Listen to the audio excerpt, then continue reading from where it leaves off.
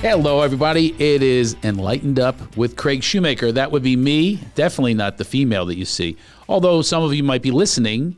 And if you are listening, by the way, it's obviously you've downloaded us. That's fantastic. Make sure you subscribe, pass the word along, give us good reviews. And because we are really about shifting the world through better consciousness. And I'm kind of your Sherpa. I'm going to take you through a journey into another space of happiness and goodness and mindfulness and presence. I so believe in this right now that it's exactly what we need. I just had an incident this morning where I was about to buy into the negative energy and go at it with this guy. And my wife actually complimented me. She goes, wow, you really turned that one around. And I really do feel better today because of that. And so this and also the courses that we teach, Enlightened Up, this really is about finding some new skills and new tools and keys to life that just aren't out there. Far from it. Most television is just negative and fear-based, and we really want to even teach you how to deal with your fears better and have some fun doing it. So welcome to the show. Make sure that you help us out by spreading the word. And we have guests that come in. And if you've listened before, if you know me, I'm a comedian a long time, and also coach and transformational leader. If you know me, you know that Craig Shoemaker has connections that are vast, varied, crazy, kooky. Kenny Loggins and REO Speedwagon are playing in my parking lot one day, and the next day I'm at, sitting next to Mick Jagger at a jam with Tom Jones as the singer. It's an unusual life that I have. I love it and appreciate it. I'm so grateful to it. Definitely do not come from this. I come from, abandonment and poverty and everything else. I just laugh at myself all the time. It's like, this is a crazy life. So today's guest is no exception. There is this power in the universe that's out there with this resonant power. I encourage you to find it and be okay with it. It's so different than what does happen with the news and so forth. It's the opposite of it. So listen to your own internal energy and go to that, and things will unfold in very strange ways, like today's guest. I get this Facebook request, and funny enough, we just talked about this. We just met. We only met on Facebook before, but we start going, what is it? And I just found out she's the same way I am, that we both don't do Facebook requests on our own. We might take a couple. We're both at maximum. We both have standards. I don't want to say snobby standards, but there's standards like we don't want creepy people, okay? So anyway, we're real careful about that. So she's my new Facebook friend. We started talking to one another. I was working with Julie McCullough, who's a child actress, who's former Playmate. We just did shows together. So I'm in my hotel room, and all of a sudden I get this friend request. I'm going, sure, And then I went to Julie, and I said, who is this? And then she told me who you are. Anyway, let's welcome to the show. We have no applause for you, by the way, Erin Murphy. Thank you. It's a real pleasure. Get that microphone closer to you now.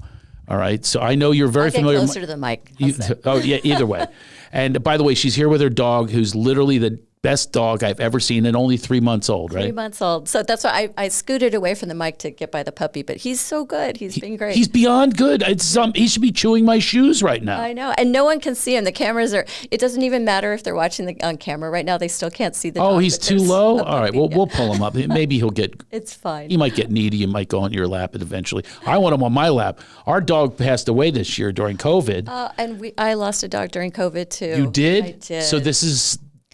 I don't want to say replacement. I know. But I was going to use the word, but I refrained myself from... I had one small dog, which I still have, and then a huge dog, a Great Pyrenees, that lived to be 14, which is 2 years longer than they're supposed to live. Like 100. And he passed, and I didn't know if I'd get a bigger dog, but I like doing outdoorsy things. Mm-hmm. Like I like hiking, I like long beach walks, and my little dog isn't up for that. Well, you sound like a Tinder profile. I like long walks. And I'm probably the only woman, maybe in America, who has never online dated. So I have no dating profiles and never. You just gave a good one. I would sign up for that. I like dogs and long walks on the beach. So if you are watching, you might recognize her. It's in a very unusual way. And Julie told me who you were. And we're finding all this out as we just had this long discussion. We should have filmed that. I mean, that was an amazing discussion, but most of it we couldn't reveal. Yeah, well, that was a conversation. That was a conversation. So was this. I know. There just happens to be a microphone and some people watching and listening. So you were on the show Bewitched, and I know I'm not creepy in saying this because you already told me that Jimmy Kimmel said it on To Tell the Truth. I had a little crush on you as a little boy. That's okay. I think we're right around the same age. Right. That's So, age appropriate. That's exactly, fine. very age. So yeah, it's not creepy if it's the same age. Yes. Yeah, even though you were like 7. Well, you were 7 too. Exactly. So I was like, wow, she's a little cutie. But I always thought until today that you were an identical twin because I thought that's how they did it. No, I have a fraternal twin. Okay. And when they were hiring for the part of Tabitha, they were mainly auditioning twins. Yeah. But we really, even back then, didn't look that much alike. So they would shoot my sister from the back or from a distance. And, if you put 2 little kids in the same dress and give them the same haircut and you're far away, they think they're twins. Really? Yes. But now you have to be honest about this. Were you the one they used the majority of the time? Oh, absolutely. After the first year, they didn't use my sister at all. No. Yeah. Oh, no, not at all. Is she bitter over this? Yeah, she hates me. No, she's one of my best friends. Is she really? Yeah, we're very close. But so you were both Tabitha, but yeah, we were both Tabitha for the first year. Yeah. And then, but they always used me for the close-up. So if you watch Bewitched and you're seeing a close-up of a baby, always it's you. me. But after the first year, it's always me. And So was it you as the baby? Because I remember when Tabitha was born. I started baby. in the first color episode. So there were a couple different sets of twins in black and white. No way. But first episode of the 3rd season. This is scandalous. I It's had a no scandal. idea. I could have sworn that. I even remember seeing your name flash across, Yeah, oh, my name was there. Absolutely. Yes. But so you're saying it wasn't there the first year. Well, the first year of the show was their characters meeting, getting married, that. In the second season, she's pregnant and then has a baby. At the beginning of the 3rd episode, that's where the baby is a major part of the show through the 8 seasons. No way. I did not. First of all, I didn't know it was 8 seasons. Yeah. And I didn't know that the baby came along that fast because usually they're desperate. It's like called jumping the shark, you know. It wasn't called that back then No. because there was no Happy Days back then. But Right. yeah, it was something they planned from the beginning, that it was kind of the evolution. That was the arc. Yeah, absolutely. That it's a shocked. young couple, they'd have a baby. Wow. I am really surprised. So Dick York was your original dad. Yes. Yes. Dick Sargent I got to know through the years in a cabaret. I'm he used not to hang out at surprised. this in West Hollywood at this cabaret. Oh, I did not know that. Yes, That's he was great. a really nice guy. He loved. I used to hang out there because it was a lot of musicians, and I was the only straight guy who would hang out at this place. It was called the Rose Tattoo. I don't know if you remember. Oh, I've heard of that. Yeah. Yeah, and he used to hang out there. Oh, he was a great guy. They were both. I Right. was lucky because I worked equal time with both of them. So I worked 3 years with Dick York and then 3 years with Dick Sargent. What was was it scandalous, the transition though? I mean, yeah, it was for me watching at home. Scandalous. It was horrible for me. I was going. It was- What? At first, nobody wants. Yeah, it was. We can't accept that sad. change. It was one of the first times where they changed a major character Yeah. on a sitcom that was a very, very popular sitcom. But what happened was Dick York had a seizure. Yeah. Oh. So he'd had back problems and was having a lot of health issues. And one day he had a seizure on set, and he went to the hospital and never came back to set. Are you allowed to say who was funnier?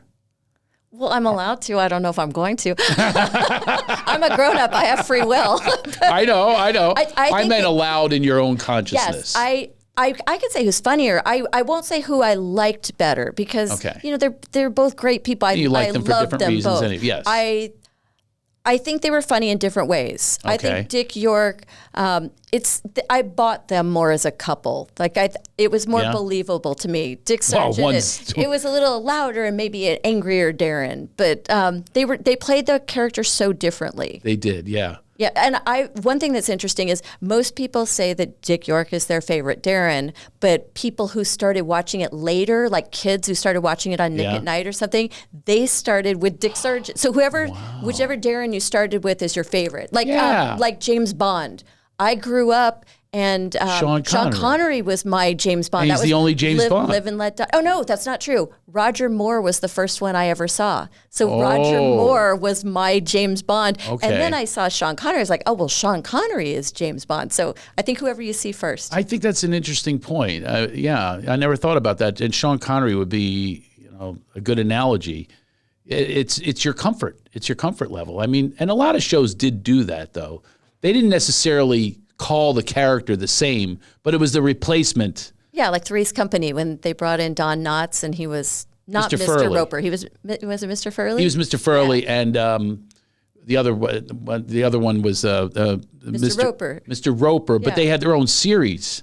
They had a spin-off. That's right. I don't The think Ropers. did well. That's right. Yeah, Norman Fell. Yes, exactly. Now, Don Knotts, it was disappointing for me because, again, I got to know him as Barney Fife when I was a kid. Yeah. You know, so that throws you off too. It's like, I can't accept this guy as Mr. Furley. But what's weird about it is I thought about this the other day when I saw another billboard with Ted Danson as the lead in another sitcom. Is there a new one? A new one. It's called The Mayor. I'm going, I don't understand. Like, if you're growing up with this guy, it's like, you can't find another mayor? Really? It's got to be him? He just got off another series about death and you know, another one before that. And then before that, Cheers, obviously. It's like, really? It means he's good. It means he's Either good. that or he's got great to work with. He's got a production company. Compromising photos of some of the executives. Something's going on here. I'm going, again? You know, it's just amazing to me because I don't think Hollywood understands that the public falls for people, that becomes part of their family.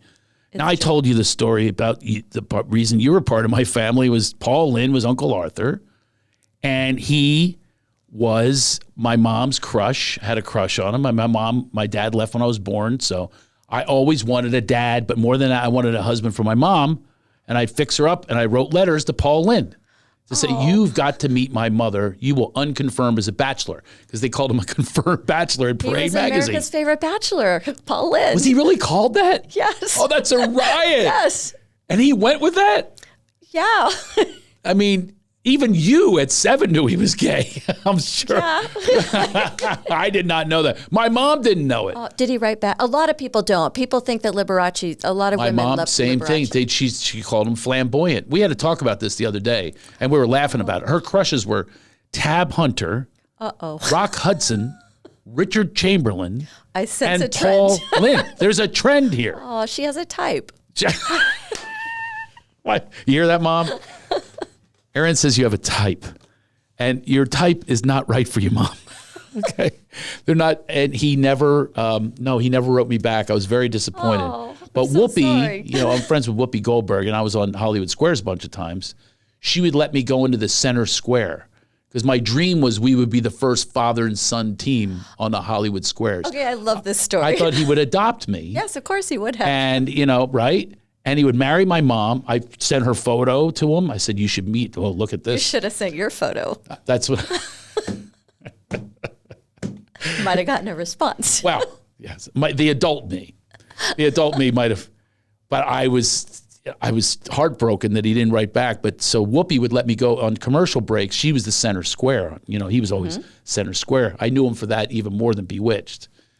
And I would say, just choose Paul. Everybody would choose Paul. He was the best. He was the funniest. Yeah. So Whoopi would let me sit with her, and she would be Paul, and I would be me, and I'd like Craig and Paul Lynde for the win, please. Oh. And he would go, take it, son. It's a sports question. So that's what I imagined. Oh. So the dream somewhat came true, but I heard, now here's where we can get into good, if you will, in the sort of like some gossipy stuff. But, you know, that look, you're here, I might as well ask you. Was he grumpy in real life? Like I heard drunk, grumpy. It's weird. I guess he wouldn't with a 7-year-old. I saw him as a kid did. So think about when you're a kid, you don't even know if your parents are drunk at a party. You just think, they're having fun and they're laughing and being silly.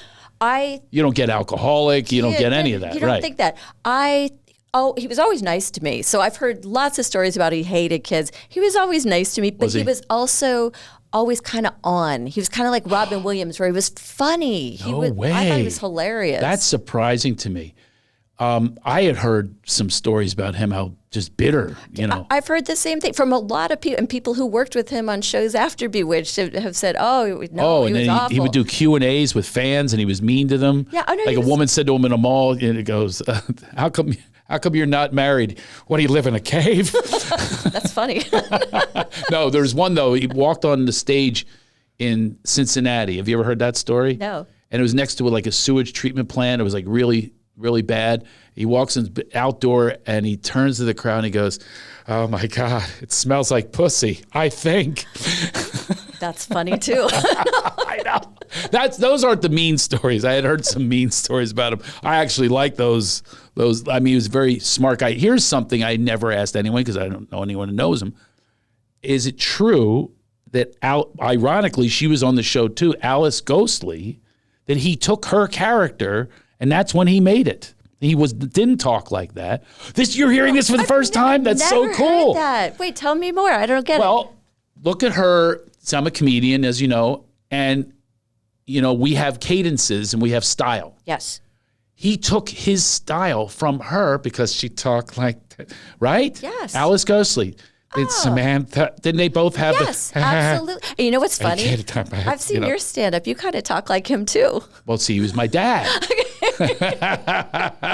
That's hilarious. But Alice Ghostly, apparently, there was even bitterness from her because she had to just, surrender to it. I don't think there was bitter. They both worked on Bewitched. They both. No, I know, but she's working with the guy that basically took her act. That's funny. That's what I had heard. Never heard that. But didn't she have a similar cadence? She did, when you do that, yeah. Didn't she? She did. Or I used to get her mixed up with Aunt Clara. Yeah, Aunt Clara didn't sound anything. No, she was all fuddy-duddy and stuff like that. But I'm not going to just sit here and just talk Bewitched with you. That's our entree into discussing more things. But obviously that's part of your life. It was the first thing that Julie McCullough said to me. She goes, she was Tabitha when you befriended me.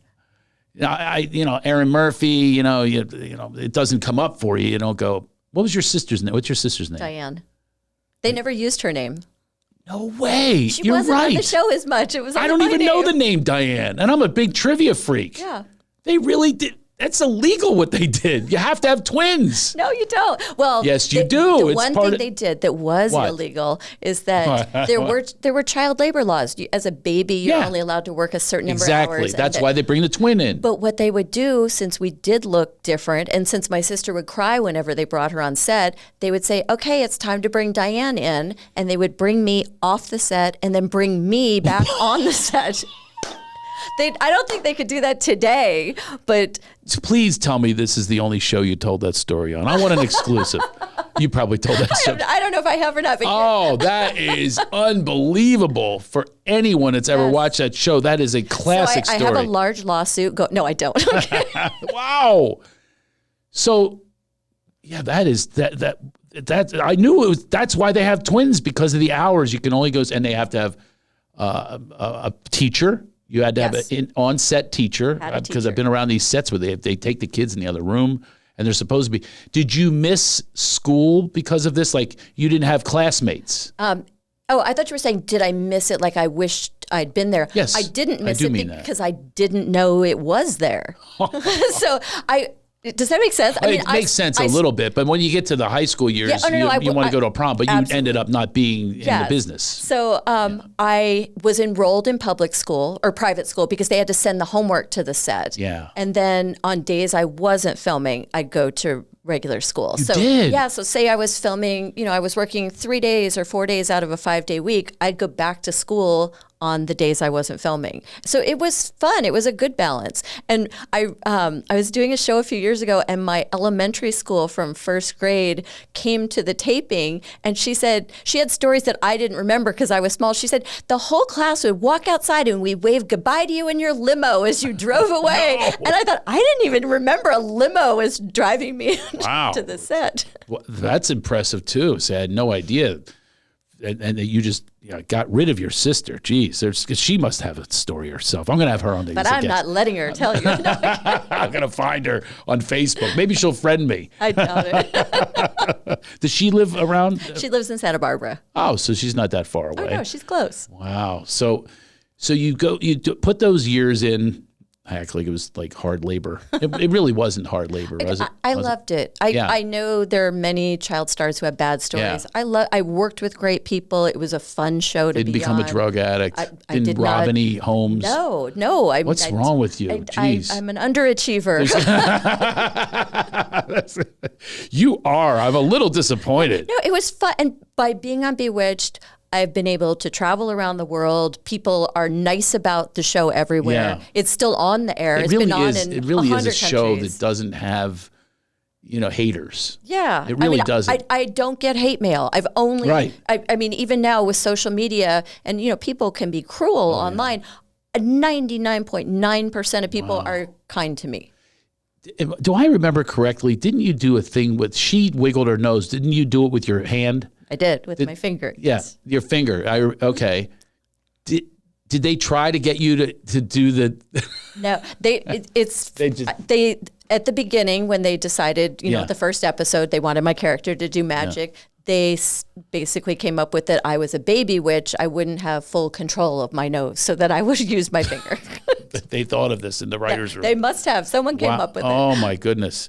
And did they approach you with ideas? I guess you're too young for that. Or they approach your parents? No, the director directed me. My parents weren't there on set with me, so whenever things came up, things Was they wanted Asher me to the do. director? Yeah, Bill Asher. Yeah, and He was one. We had others, but he was. but he was like producer, a big director. name with the show. Absolutely. I shocked someone on a radio interview I was doing. I shocked her that she had no idea that I would know. She told me who her husband was, her husband's name, and I go, was his father Asher from Bewitched? She goes, how'd you know? Wait, I'm going to go a step further. Was it Jenny McCarthy? Yes, it was. Of course. Yes, Jenny McCarthy married. John Asher. Yes, right. The son of, for some reason, listen, when you're a kid and you're, I literally had no life, because of, we moved a lot, no dad, mom's working all the time. I was addicted to television, reruns. Yeah. I wasn't watching these things first run. I was too young for that. But when reruns were coming up, reruns were the thing in the afternoon. Oh, absolutely. That's how I got to know, Don Knotts, Barney Fife, all that. By the way, we talked earlier about that we know a lot of child actors. Do. And you were asking me how I know. I also know many kids of famous people. Well, one of them I got a call from is Karen Knotts. Do you know her? I don't. Is that Don Knotts' daughter? Yeah, she's writing a book called Tied Up in Knots. Wow. And she called me and said, I want you in the book, Craig, because you're my dad's favorite comedian.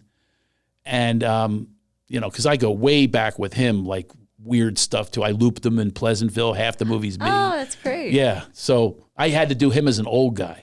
If you watch the movie, he circles apple in a telestrator. It's my voice going, boom, what do you call that right there, bud? They're forbidden fruit here in Pleasantville. I'm your TV repairman. Look at that. So That was good. most of that movie is me. I love that. It's crazy. But so all these people, you hear my stomach? Did you hear that? I did hear you your did stomach. hear it all the way over there? I heard it across the room. I heard your stomach. Oh my God, that was unbelievable.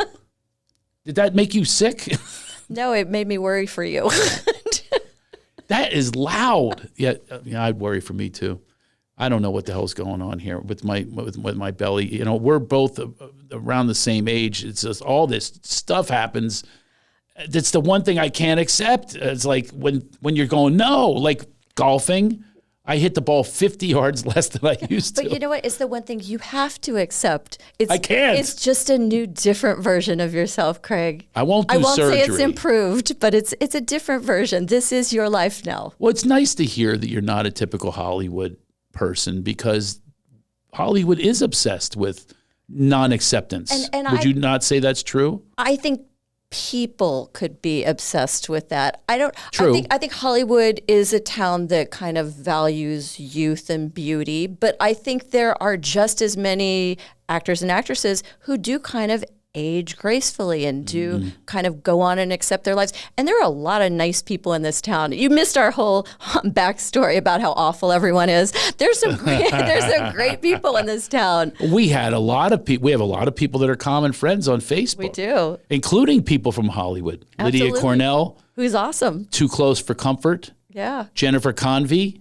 Yeah, Bert Convey's daughter is a good friend. She's great. She's awesome. My first friend in LA. That's what you said. And she and I have the same hosting agent. So, I mean, we've hung out and gone to Vegas together, and she's fun. What would you think of this kid, Craig Shoemaker, comes to town, right? What would you do in this story? You're Jennifer Convey, or you're you. You grew up here in Hollywood. You know the whole life.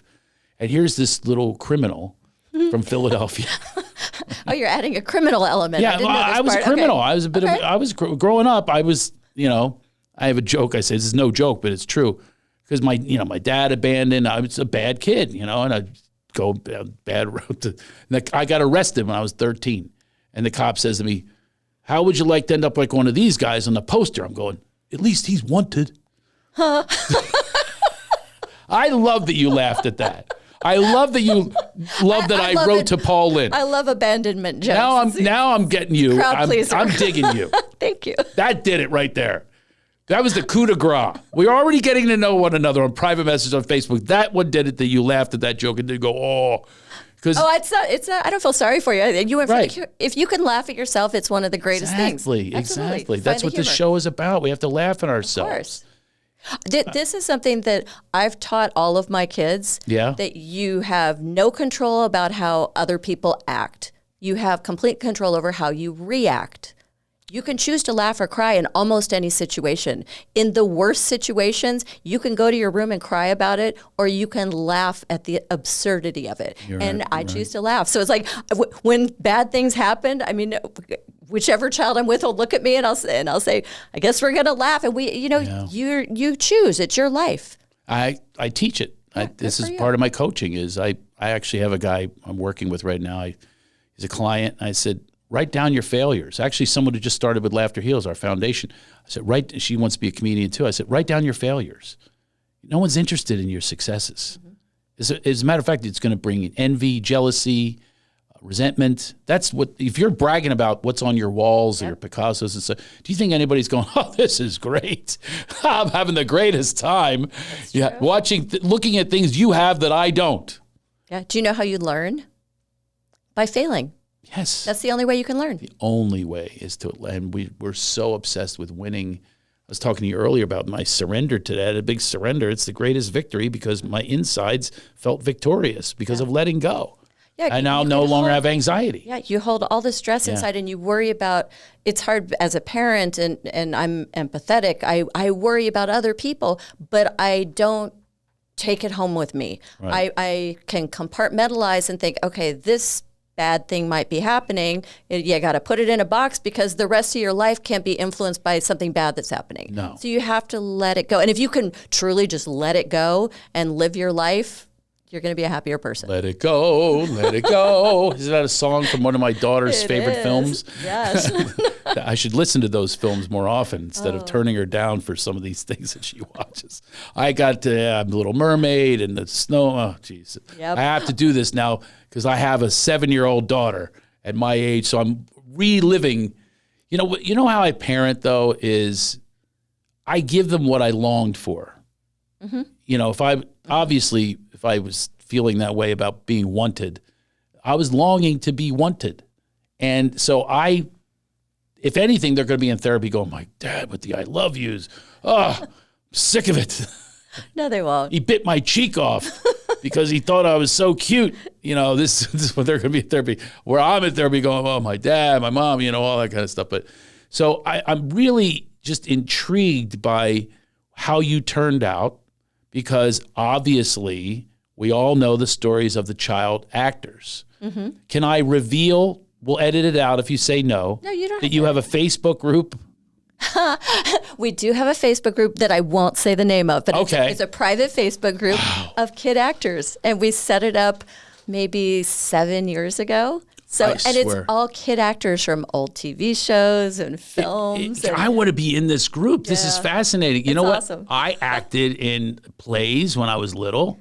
Do I qualify? Send me your resume. No, I'm kidding. I gotta have a resume. I'm kidding. It's not like that. We don't vet people like that. You don't take guest stars. No. You have to have had a series contract like a regular. The thing that's funny about that is we actually have revised that over the years, like a little bit. But it's just a group where we can talk about things and talk about did you have to take tap dancing lessons with these people? And we talk about common ground. And there's certain things about being a kid actor that are probably the same with being a comic. There are things that you and other comics have in common that no one else would understand. That is true. We have groups that we talk about things, and that is such a unique group. And you went to a party. Oh, we go to lots of parties. Oh, I can't believe this. We have this. them all the time. Oh, you're not going to tell that one story. No, I'm not going to tell the story. But I am fascinated. I'm fascinated that you could have this group and have parties that there's no one filming it. Yeah. Well, no, it's just whoever's there. We might take some photos, but it should be a show, though.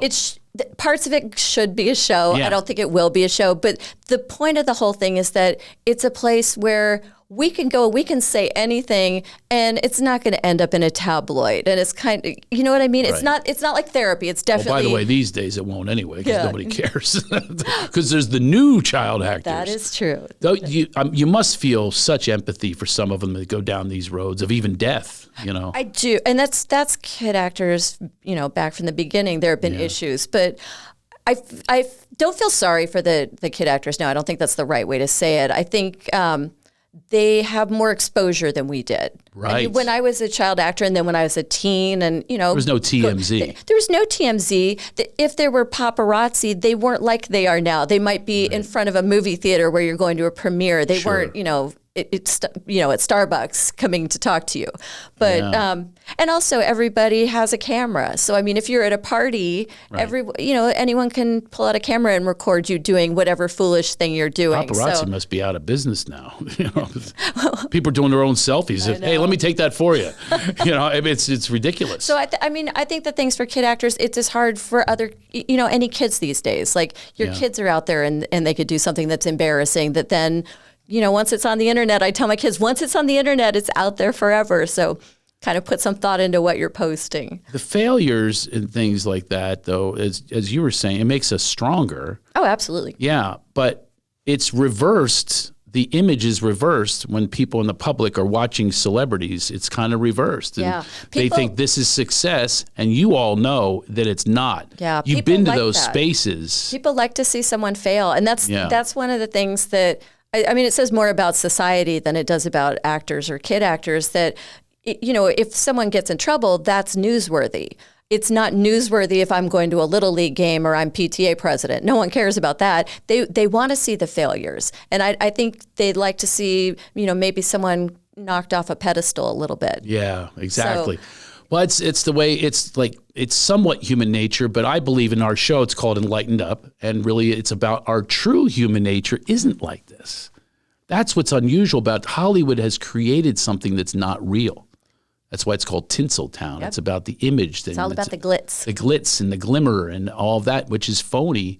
So you've been able to experience the other side of that, where I guess I would imagine that a lot of these stuff, which I know some of them, that you're sharing with one another your pain and some of your suffering. You didn't have any, but other people did. We do. We're kind of there for each other. Yeah. If someone struggles or needs help with something, we're there. And there's an organization that's been around forever called A Minor Consideration that's there to help kid actors. Is that Paul Anderson? Paul Peterson from Donna Reed. Right. So wow. There's support groups and things in place. But I mean, it's also just to talk to people. There are people who are kind of hanging on by their fingernails to stay famous.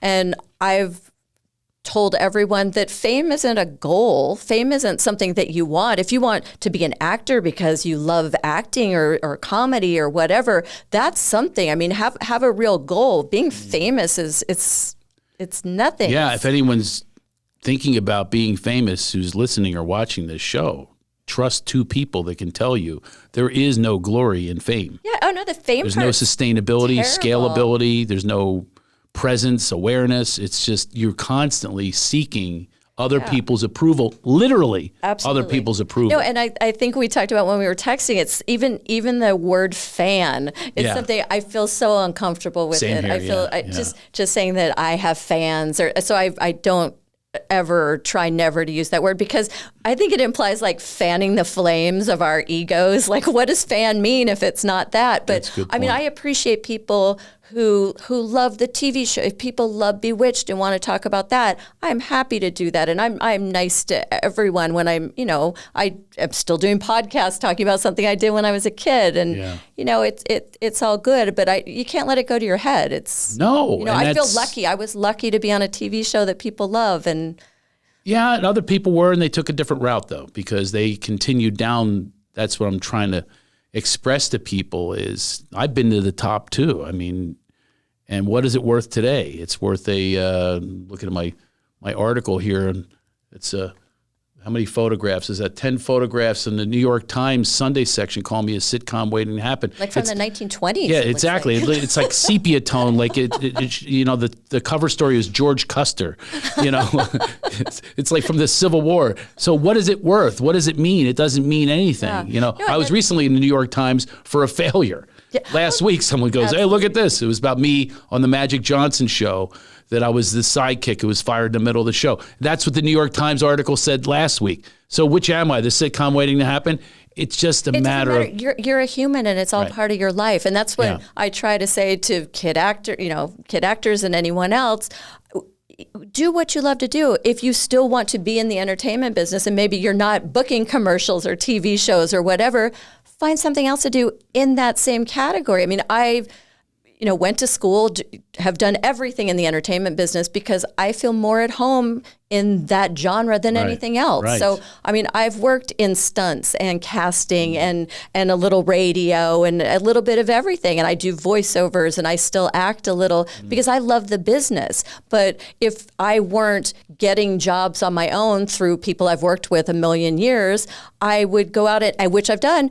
I've done plays and things to get that creative outlet. So you have to figure out what it is that you love and do that. And if it's acting, there are lots of things you can do acting that don't have to, revolve around being on television. So, for someone who doesn't live in Hollywood or New York and wants to be an actor, do community theater, get your creative outlet, but then also be realistic to know that you need to also support yourself and figure out something you can do to support yourself financially while you support your hobby and love of entertainment. Right. And it's to have that passion is a wonderful thing where you're literally giving to people. Your art is giving. Yeah. How many people accept that as a gift? How many people like that as a gift? It doesn't matter. If it's one person and it lands on that one person, you've done something wonderful with your life. That's true. You have that connection. And it's an ethereal connection that can't be described. But I like to tell people we're all creative. Every one of us was created by a creator. You tap into that and allow that to express itself. Get out of the way of the results. Get out of the way of ratings, trends, and likes. Get out of the way of that. And if you have these connections, which, by the way, and I can't believe we've got to wrap up already. Oh, that was fast. I know. He put the hand in a few minutes ago. I told him to put his hand in at 30 minutes. It was like a hook. It wasn't a hook. What was that? See what she said about you, Sean? She said you have a hook hand. No, I felt like that. I know, yeah. I know. But that's the thing is if you can, be in yourself and be all right with not the big results and everything. And both you and I have had these results. And that didn't do anything for us necessarily for our self-esteem. It didn't do anything for our purpose in life. It nudged us further, which is great. Even to have a bigger voice is great. You wouldn't, if you were just, a coal miner, you wouldn't be here. Unless you wrote Coal Miner's Daughter, then you'd be here on this podcast, spreading the word. I just can't believe, I might have to make you a two-parter. I could be a two-parter. Because we didn't even get to... We didn't get to anything. We didn't even... Yes, we did. There's a lot of value in this. People listening are going to understand the value of purpose, of having better meaning, of failure, of how to have failure and be okay with it, how to have surrender, how to have fun. You're having fun with your life. Oh, absolutely. Yeah.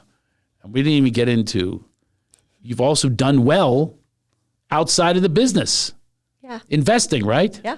Can we stay in touch with you and find out your investments? Of course, I'd be happy to. You'll share your investments with me? Of course. God, has a house on the beach.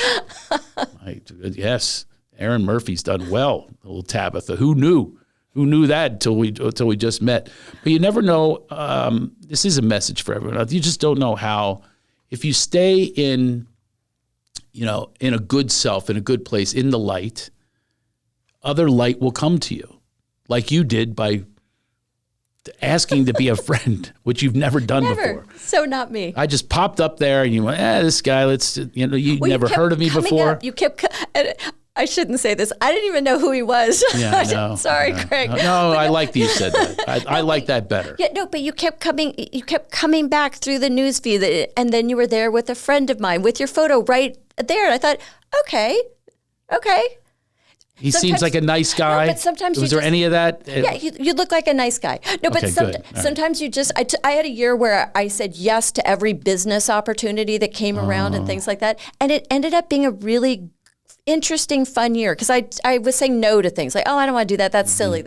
And I said yes to all kinds of things, and it took me out of my comfort zone and it got me doing theater, which I said I would never do, and it was a great year. So yeah, make yourself uncomfortable.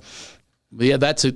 Somebody else that sat in your chair, Harlan Williams, told me the same thing. Do you know him too? I know the name. I don't know. He's a big actor, big comedian, yeah, and he pretty much said the same thing. Is you got to be uncomfortable sometimes, and that's a scary place to be, but that's where you're really going to find your gold, right? Yeah. Yeah. Well, Erin, a real pleasure.